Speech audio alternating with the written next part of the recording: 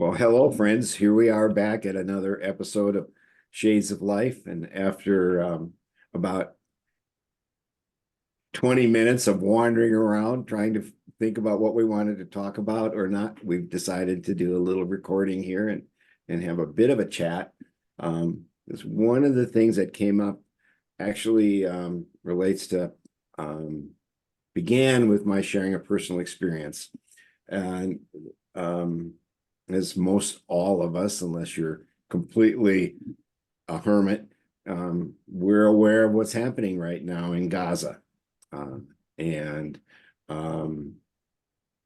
the impact that that's having on all of us from any range of perspectives. And I have been in conversation with a Jewish friend about what's happening there, and it's reminding me of history, and not just history since 1947, but as sometimes we've talked about intergenerational trauma, thousands of years of trauma, and causing me to be more thoughtful in my reactions to news stories, as I hear different views expressed.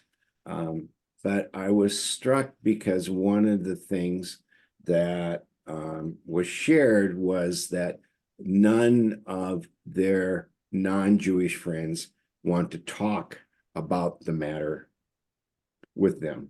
And it just raised for me the issue around the fear of the conversation. And how to, and for all of us, this is part of our work, is engagement, conversations that matter. What are some of the ways that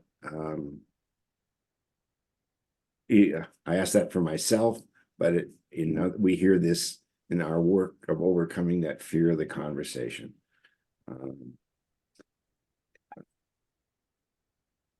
And so I'll let it rest there for a minute and see where we want to go. But that's something that's been on my mind during this exchange, is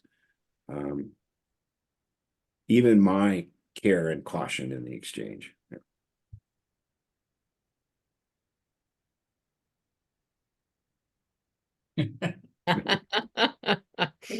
All right. So I think the name of the book is The Persuaders, and the author in the beginning of that book talks about the fact that we have been conditioned to believe that people will not change their minds, so there's no point in trying. So instead of trying to open an exploratory conversation, people immediately go to attack and name calling and other things like that. And we see that in social media, and we see that in a variety of other contexts. And some of that we know happens, trolls, bots, all that other stuff that shows up on social media, which seems crazy and bizarre and is also real. But it's also influencing a little bit, I think, this fear of the conversation, because there's a pause. I notice for myself, there's a pause anytime I want to comment on something that someone posts or reflect some of my own feelings, whether it's Gaza or Ukraine or homelessness or the LGBTQ stuff, or like any women's rights, like any of that stuff. There's a fear of being attacked, of being judged, of being subjected to violence of one sort or another, whether that's social media or it's these SWAT things that are happening to public officials and other things like that. And so it's definitely within our society at the moment.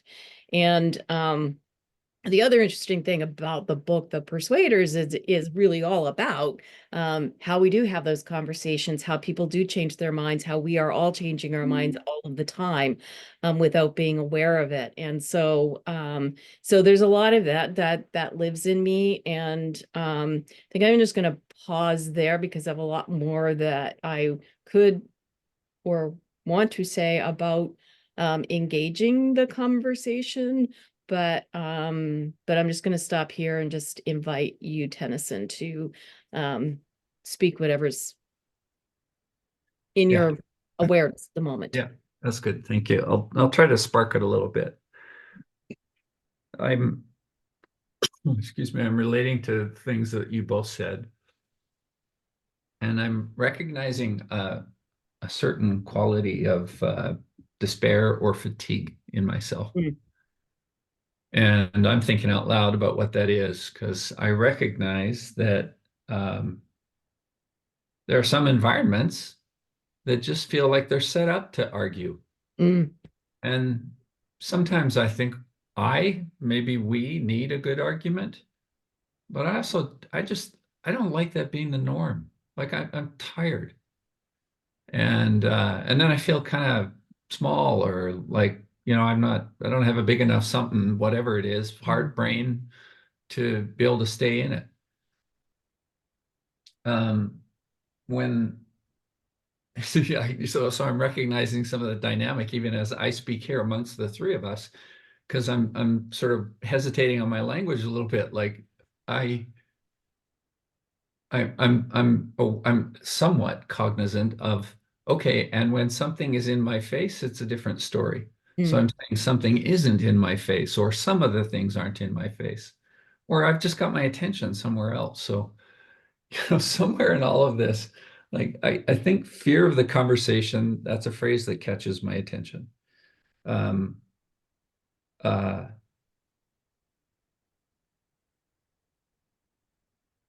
I think I'm in as shit, it's all qualified now. As the human that I am, something just feels, I feel so, oh, what's the word? Like I feel like I'm blowing in the wind Mm. if I am trying to go deeply into every cause. And then kind of feel shitty as a human. Like I'm trying to do a lot of things, but I'm not very centered in all of it. So I suppose one of the things that I keep coming back to now, I have to get ultra simple, is okay, not every cause is mine to jump into. And I don't want to just say that as a voice of guilt. I'm trying to say it as a voice of truth for me. I can't jump into every cause, or there is discernment perhaps involved in many of us, and maybe some different discernment criteria too, of what we get involved in, what we give our energy to, what we lose sleep over, uh, all of that kind of stuff. But I have to back up, like, gosh, all three of us, we work with people in a lot of settings where sometimes the tensions, the fearful conversations are right on the surface, like right there present, and sometimes they're riding in the background somewhere. I know, so I'm going to shift to what I love. I love asking people the question, what is it like to be you? And in the context of much of the facilitation that I get to do, that we get to do, we can create some container or a little bit of structure, a little bit of format for that. And I'm a person that feels like, oh gosh, where does this come from? With an assumption that relationality matters a lot. If we're in the thick of all the complexities, all of the hurts, all of the cross-generational kinds of things, I, I, I, I'm not sure I know. I'm afraid that I don't know what to do. And when I'm afraid I don't know what to do, backing up to something so simple and basic, I think contributes, or maybe just creates a little bit of different, maybe, a different quality of listening space with one another. So if I try to loop all of that back around, it's something like, okay, fear the conversations. Well, gosh, let's go to the conversation underneath that conversation and see if it might create a little room for us. Wow. Okay, I better stop there.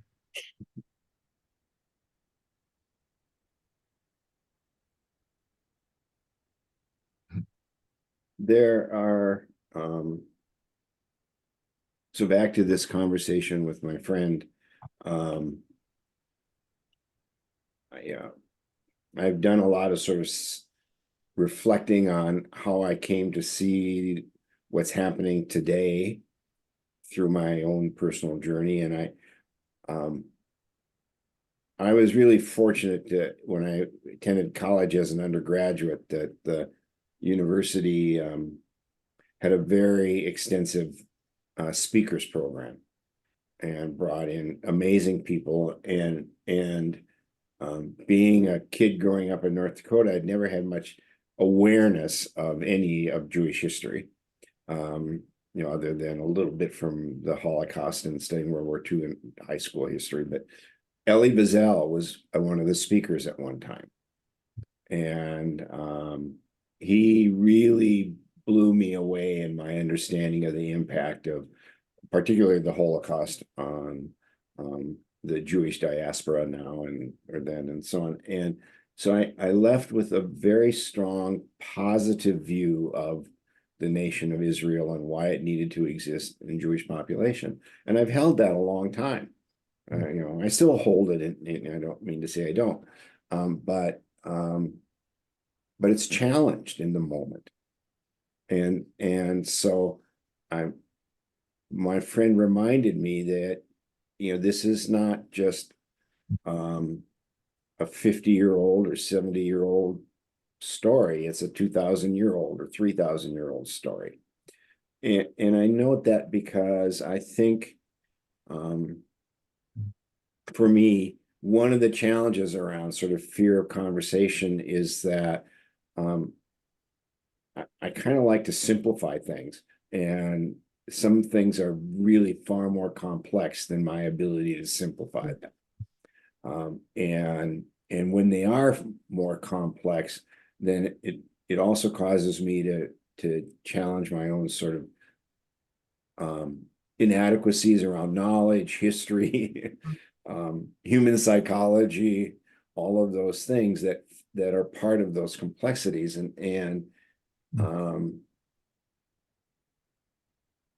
And so I just, what is a way to, I don't think it's wrong to want to simplify conversations.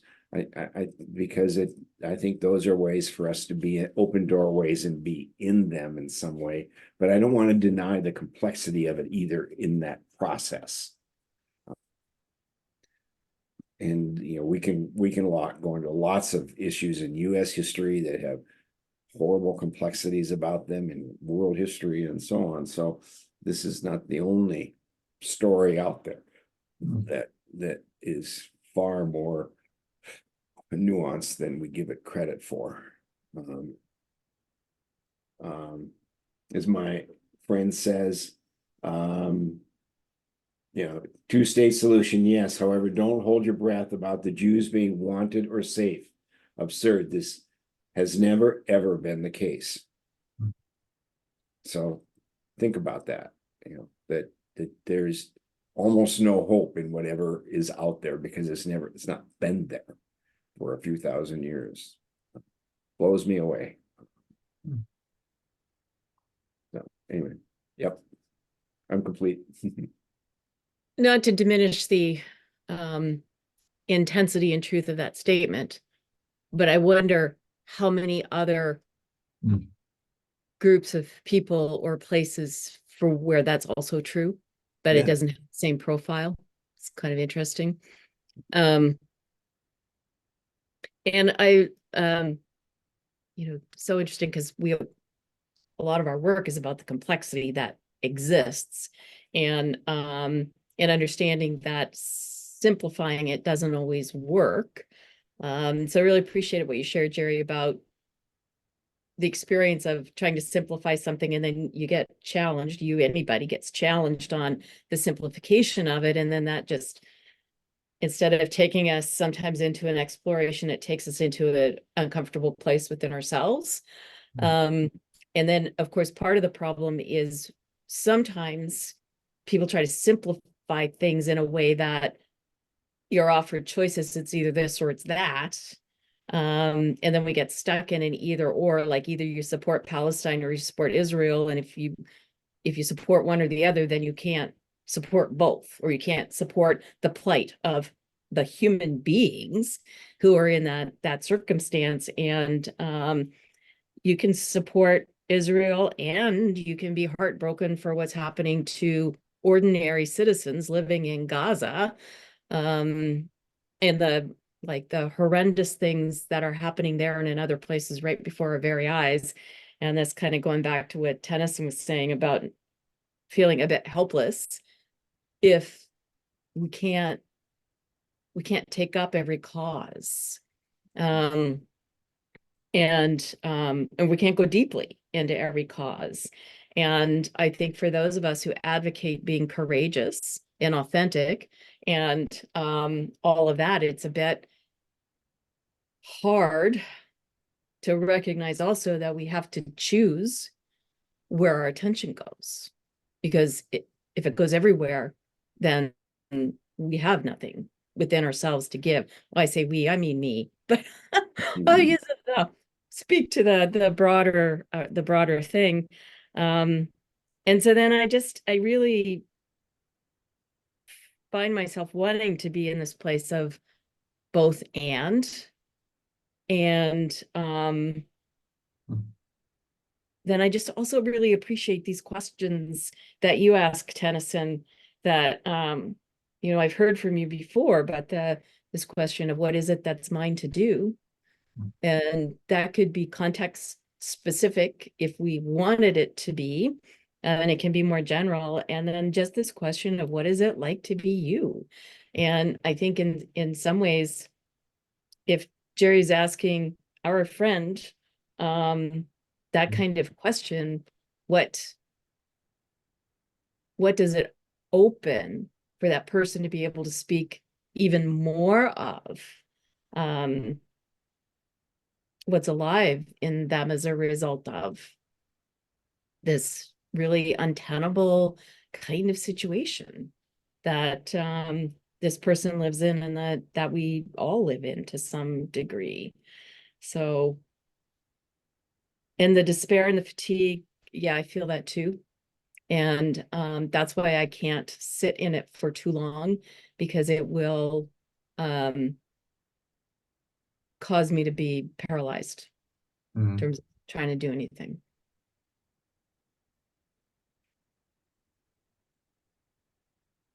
Are you complete there? Yes. Holy moly. Um,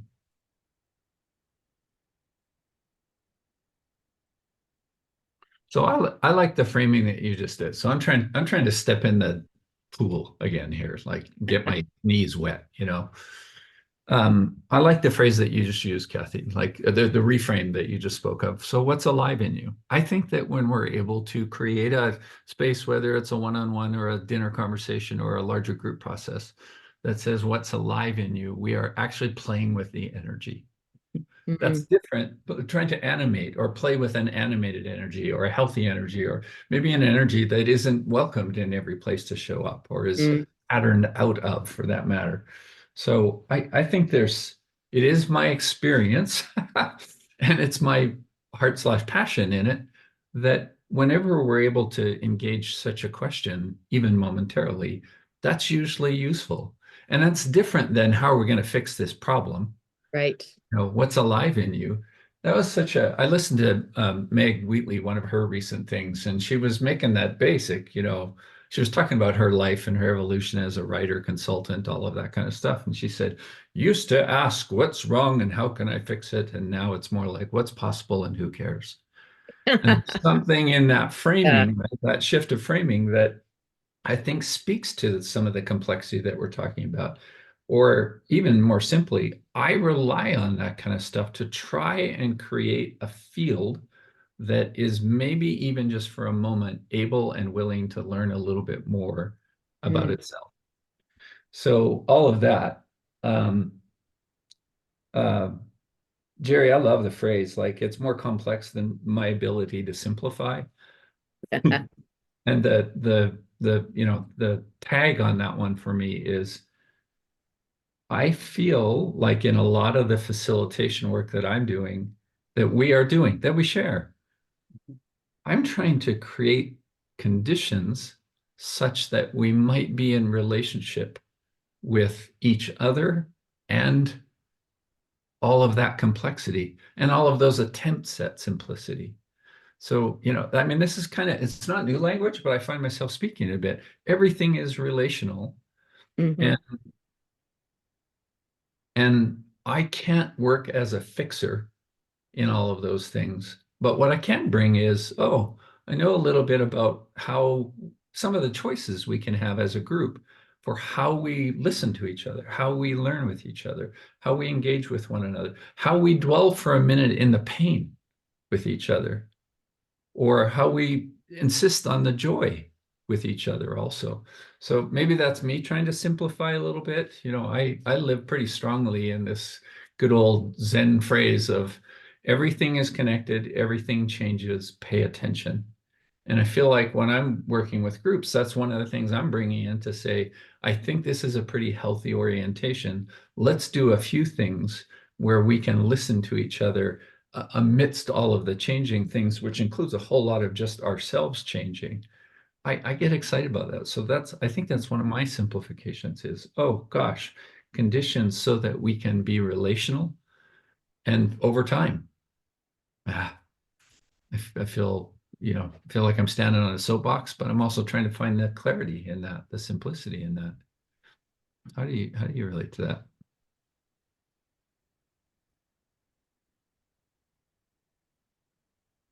Yeah, I wonder, building on what the two of you just shared, particularly this notion that conversations are binary. Mm. Is that part of the fear of the conversation is the lost art of conversation. Mm. And so, I work really hard at and don't always succeed at managing my own temperament during challenging conversations. And it's taken a lifetime of work, and Kathy's helped me a lot, and other folks have been good at that. But we don't all get the opportunity to learn how to do that. And I think, we have a classic national example right now in a candidate for president that has no capacity to manage temperament whatsoever. And that's like a modeled behavior, I think, out there now. And so one is just the art of conversation, of which part of that is just managing our own needs and wants and temperaments and so on to stay in it and not good in the tack mode that Kathy mentioned, where we want to be in it's not a conversation, it's a debate with winners and losers instead of a conversation of understanding and personal growth. And so if we're all acculturated to conversation as winning and losing, we might develop some fear of being in it, because winning and losing is like combat in a way,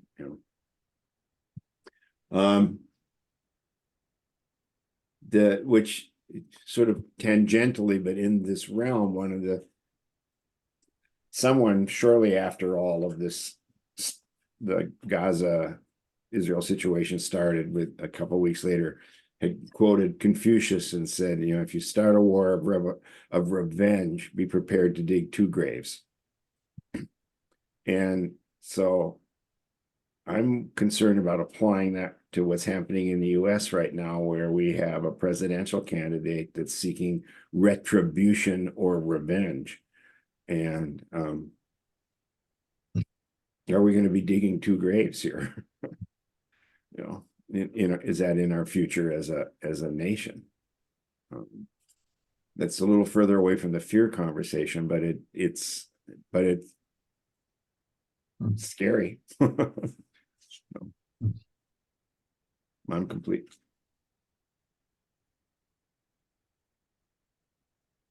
So I kind of want to move the conversation in a little bit of a different direction. But kind of sticking with the complexity and the simplicity theme. How many times are we working with people, groups, clients who are, give me the answer. Give me the 5 steps to have a good conversation. Give me the unchangeable items that will help me, do this better or be better or whatever. And we all know that that doesn't exist. Like, what we have are guidelines that we can offer people that they then have to work with because they're context dependent. So I'm thinking about, I'm thinking about the fact that last Friday, a couple of days ago, I was working with a client group who works in the area of mental health and addictions, and across the spectrum of departments, from health to justice to community, to I'm not sure what else. And the theme of the session was around hosting challenging conversations. And the real awareness for me, lots of times when we're talking about hosting challenging conversations and trying to offer people the skills to be able to do that, that we're not necessarily thinking about challenging conversations with people who have a diagnosed pathology.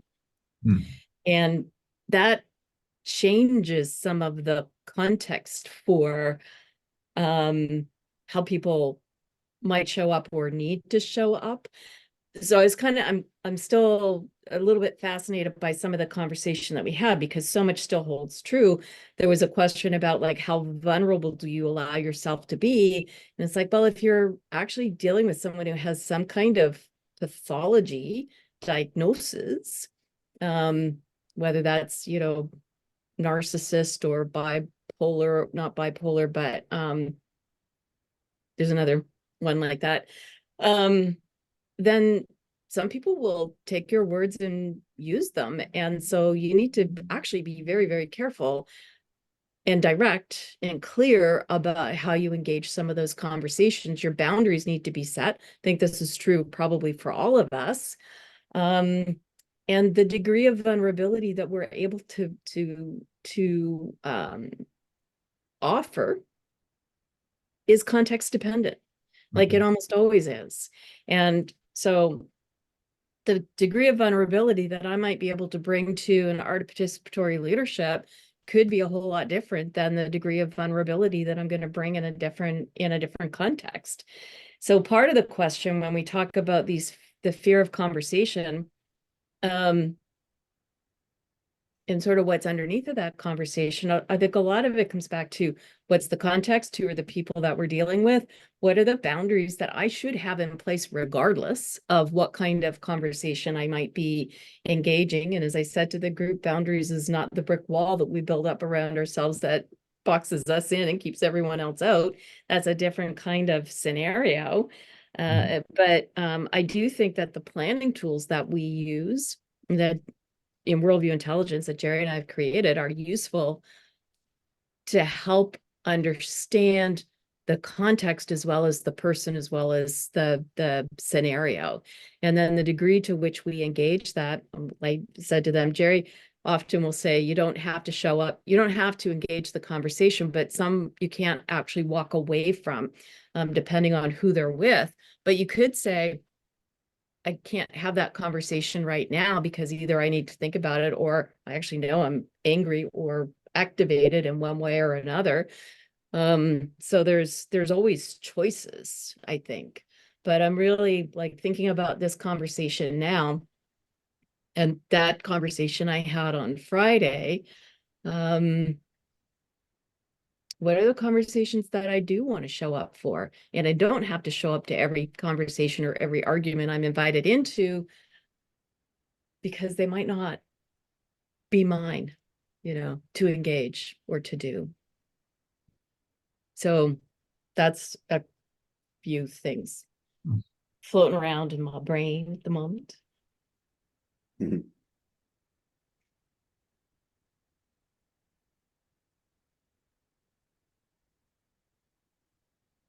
Sometimes I wish I were a whole lot more smarter and probably charismatic also, and that I could wow a group with everything that I share and all of the logic and all of it. And I'm coming to terms with not being that. But knowing that I have a contribution still, And so often, my contribution is, oh, I know a way that we could try to take this on together. I I think I'm struggling with this because I probably want it to be something more than it really is.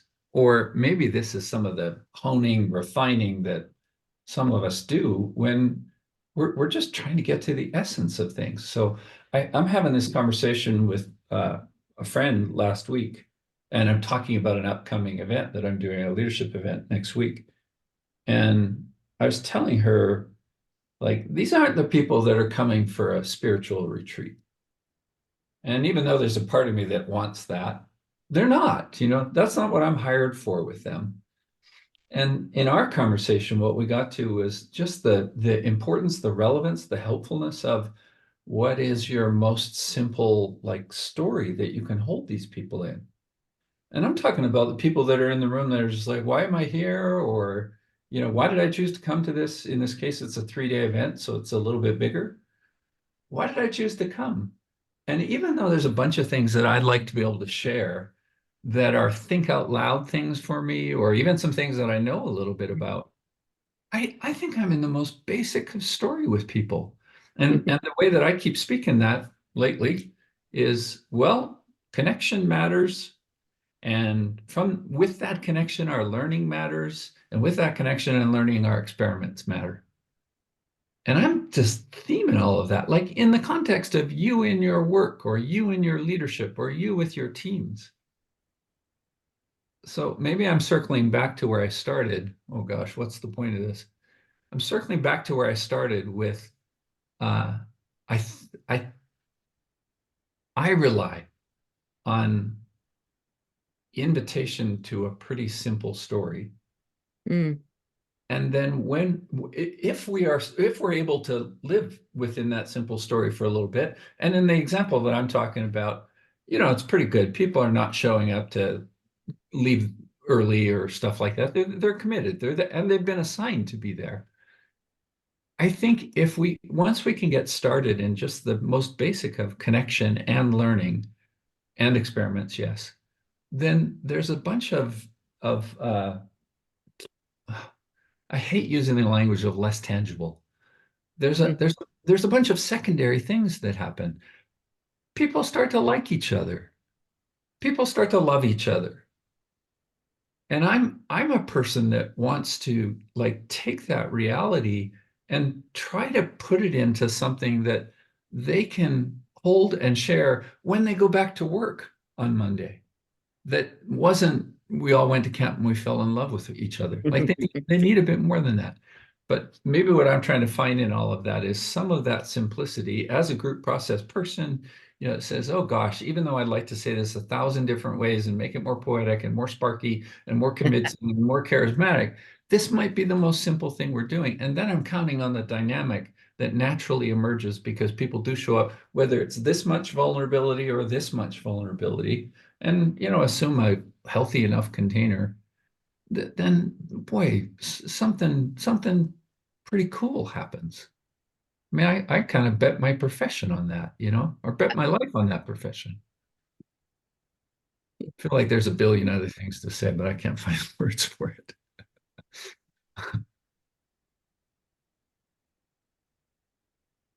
Holy smokes, so many things going. Um, so maybe this is sort of my last thought of the day as I'm going to storm it around for a bit. Is Kathy and I are working on a course that is focused on workplace culture. And very early in the beginning of the course, we have kind of a class called Know Thyself. And in listening about what we've all shared here today, part of that what's sparked for me is the question is, how do you want to walk in the world? How do you want to be in the world? And so that's part of knowing thyself, but it's not just then an internal, it's a relational act. Oh, Walk in the world. Following that little question is then the question about a little it's about worldview awareness. So then the next step is if how can I be in a space where we're all invited to walk in the world as who we are, Mm. And work together, collaborate together, be together. Doesn't mean, and that doesn't mean we won't bump into each other and we won't have conflict and we won't disagree. But what's that space where I can be who I am and be with others who can be who they are? How do we collectively walk in the world? It's just, and can't think of very many places right now where we're doing that very well. So that's kind of my closing thought for the day. That's where we are, but I'm realizing all is context dependent too, right? And I think that where I run into problems is thinking that all is everybody everywhere in the world, and that is maybe not even possible. But when we reference all, it's like all in a group, all in a team, all in an organization, all in a community, all in a family. And I think understanding that gets me focused on, again, what's right in front of me, and how to do that work. And this question about how do I want to walk in the world, well, that's going to be relevant to me every day, all the time. How do I want to show up? How do I want to walk in the world? So so there's that. And then I just think I go back to hosting self, and this is like so relevant all of the time. And there's this book I mentioned at the beginning, The Persuaders. He says the way to, or maybe it was another book, I don't know, but the way we actually get people to change their minds is to be curious, to ask questions, to talk less and listen more. Well, we say that all the time. And then the other thing I'm aware of, when we talk about hosting self in the fourfold practice, one of the things that when I'm talking about it, I'll always say to people is this notion of training ourselves to be present. And that shows up in all kinds of ways, but I talk about it in terms of, oftentimes in terms of facilitating a group. I used it with this group on the other day, also in terms of just being present in the moment when the conversations show up, because as soon as we bump into a problem, our head wants to go 5 steps ahead to try to figure out how to solve the problem. And as soon as we're 5 steps ahead, we're missing what's happening in the moment, and we're missing the actual opportunities to create some movement or to open an exploration. And so the more we can allow ourselves to be present and to quiet the mind and to really pay attention to what's happening, whether we're talking about in a group or we're talking one-on-one with people, the greater the opportunity there is to make this connection or to ask a good question or to make a good observation. And then, thinking about that and a lot of the things that we talked about, the hurt and the pain and the trauma and the fatigue and the despair and all of those things, if we can be present with those things and be present with another person, if they're experiencing those things, then we have that opportunity to transmute that situation, alchemize it, whatever you want to say there. That then gets us back to the simple story of just being in the same spaces together and holding the all of who a person is in that moment, or the piece that they're bringing to the situation, to the conversation, to the whatever. And if that's all I know how to do, well, that's pretty big, actually. Good. Pretty big.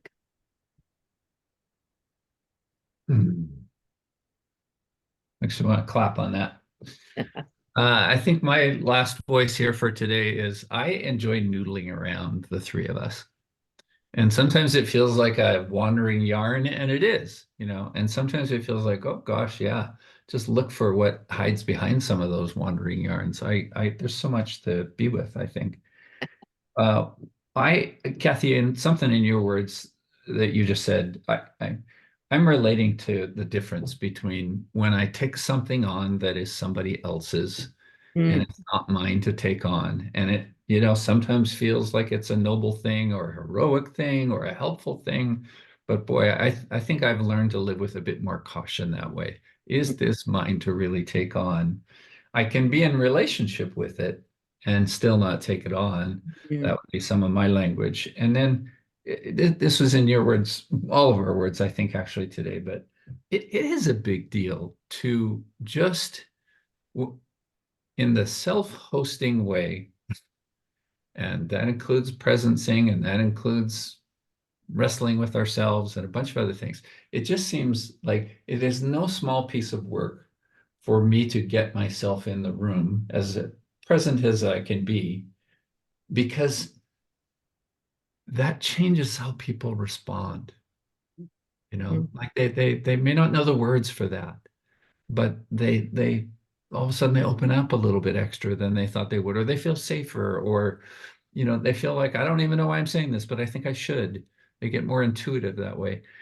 I want to count on that. Like that feels like a really important medium for so many of us. Thanks for the conversation today. You change the quality of the listening, and you change the quality of the conversation. Thanks for affirming.